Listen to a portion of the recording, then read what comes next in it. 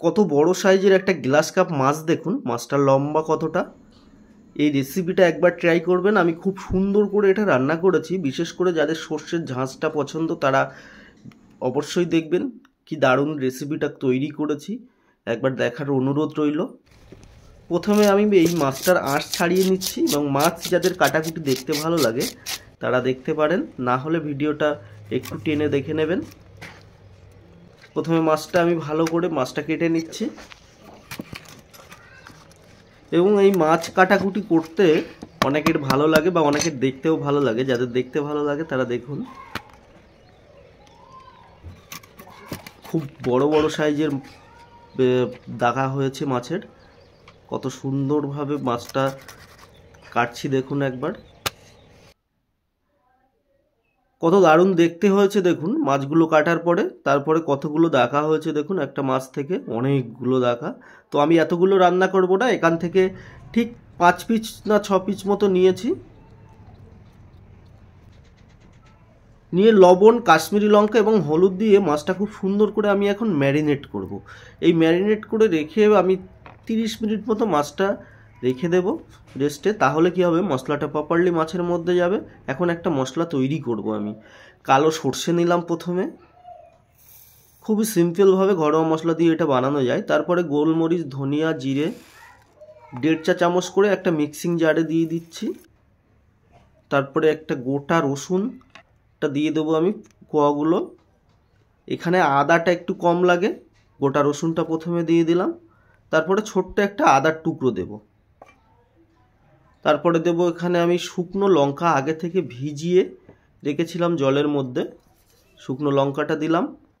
তারপরে ধনিয়া পাতা দেব আমি, এবং সেই সঙ্গে আলাদা করে 2টো টমেটো নিলাম। টমেটোটা পেস্ট করব, এবং মশলাটাও খুব সুন্দর করে পেস্ট করে নেব। মশলার পেস্টটা কত সুন্দর দেখতে হয়েছে একবার দেখুন, ঠিক এরকম আপনারা পেস্টটা করে নেবেন। তারপরে টমেটোর পেস্টটা করে নেবেন। এখন আমি মাটির উনুনে রান্নাটা করছি, যেহেতু উনুনে কড়াইটা বসিয়ে দিলাম, দিয়ে কড়াইতে তেল দিয়ে দিলাম, এবং মাছটা হালকা আঁচে ভেজে নেব। খুব কড়া করে ভাজতে হবে মাছটা, পুরো মাছটা এইভাবে এখন ভেজে নিচ্ছি আমি। আমার চ্যানেলে যারা নূতন, যারা ফেসবুক থেকে দেখছেন তারা অবশ্যই একটু ফলো করে দেবেন আমার নূতন ফেসবুক পেজ। তো যারা ইউটিউব থেকে দেখছেন একটু সাবস্ক্রাইব করে দেবেন, এবং পুরো রান্নাটা দেখার অনুরোধ রইল। অনেকগুলো টিপস আছে এই রান্নাটার মধ্যে, অনেকগুলো উপকরণ যাবে, কী কী যাচ্ছে দেখুন, এবং রান্নাটা কত সুন্দর হয় আপনারা শেষ পর্যন্ত না দেখলে বুঝতে পারবেন না। একটু বাদে মাছটা আমি উল্টে দিচ্ছি। মাছের কালারটা দেখুন কত দারুণ এসছে। তারপরে মাছটা আমি এখন তুলে নিচ্ছি। মাছ ভাজা যেহেতু হয়ে গেছে, তাই আমি এখন মাছটা তুলে নেব।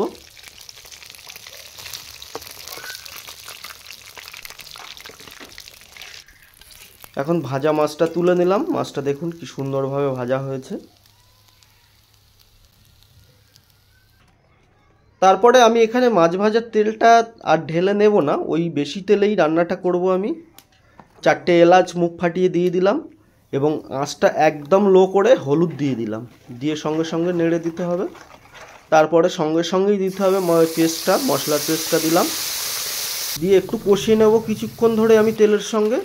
তারপরে টমেটো বাটাটা দেব, দিয়ে বেশ কিছুক্ষণ আমি একটু কষিয়ে নেব।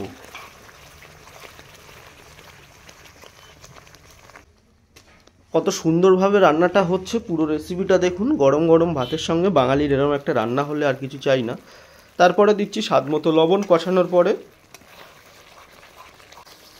আবারও কষিয়ে নেব খুব সুন্দর করে, এবং মশলাটা কত সুন্দর হয়েছে একবার দেখুন।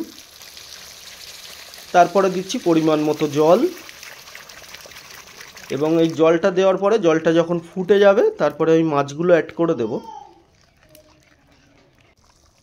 দেখুন জলটা ফুটে গেছে, আমি একে একে সমস্ত মাছগুলো দিয়ে দিচ্ছি।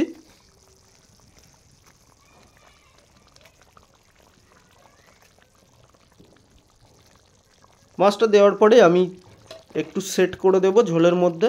এইভাবে আপনারা বাড়িতে বানাতে পারেন। দেখুন কালারটা কত সুন্দর এসছে। ভিডিওটা এখন শেষ করে দেবেন না, এখনও দেখুন শেষ পর্যন্ত, দেখুন অনেক কিছু আছে ভিডিওর শেষে। তারপরে দিচ্ছি এলাচ এবং ডালচিনি থেতো করে, দিয়ে এখন একটু বাদে নামিয়ে নেওয়ার পরে সার্ভ করছি। দেখুন কি সুন্দর হয়েছে, কালারটাই দেখতে পাচ্ছেন আপনারা কত দারুণ। এটা একদম লোভনীয় একটা মাছের রেসিপি, আপনারা বাড়িতে বানাতে পারেন।